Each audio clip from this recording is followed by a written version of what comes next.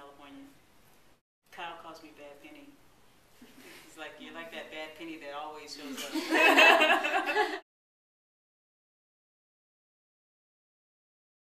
I volunteered the YWCA and the Boys and Girls Clubs, and those two both led to jobs. Oh, that's good. So I ended up working in those two places for quite a few years. And then I watched Katrina happen and decided I was going to come down and help. Okay. And my niece told me to go to Mississippi instead of Louisiana, so I did. Yeah. I was down here every 2 to 3 months for the first, I don't know if this is year 5, so the first 3 years. So last year I was here July, and this year I was here July, but before that it was like every 3 or 4 months. And any reason why you picked July? Because you know it's coming. Because nobody else comes. Nobody else comes. Yeah. My 4th trip down, twice with Habitat and twice with Rebuilding Together.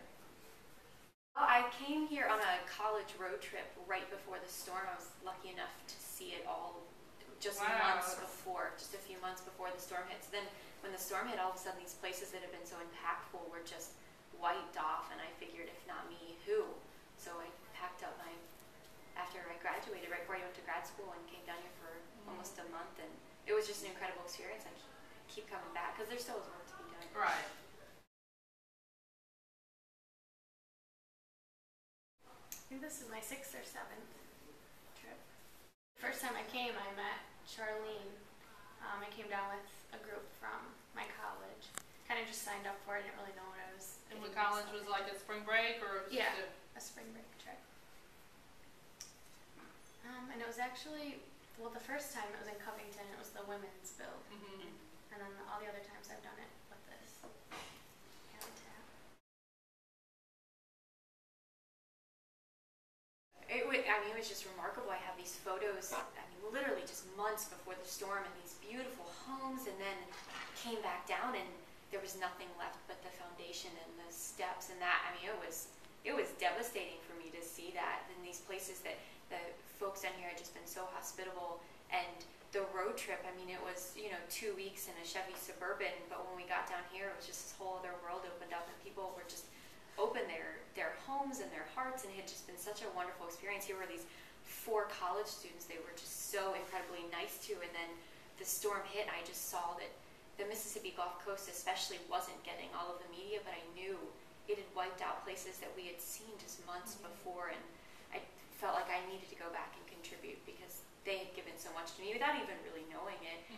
Places like Gulfport and Waveland, I have these stories of the gas station that repaired my car for free in Waveland, and it was gone. And even if the owner of the gas station wasn't there, the people that lived around it were. So I just needed to go back and help to rebuild.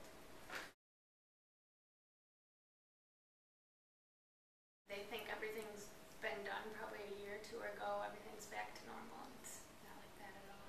There's still a lot to be done. Like you said, years. I think it'll still take.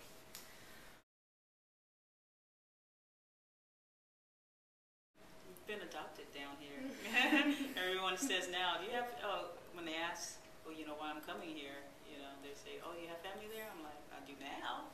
I actually got asked that right before I came here. Why can't you just find some place in California where it's not a $400 plane ticket to go? And it's just different in the Gulf. You get as much out of it as you give. Right. And I haven't found that in any other place that I volunteered in this country.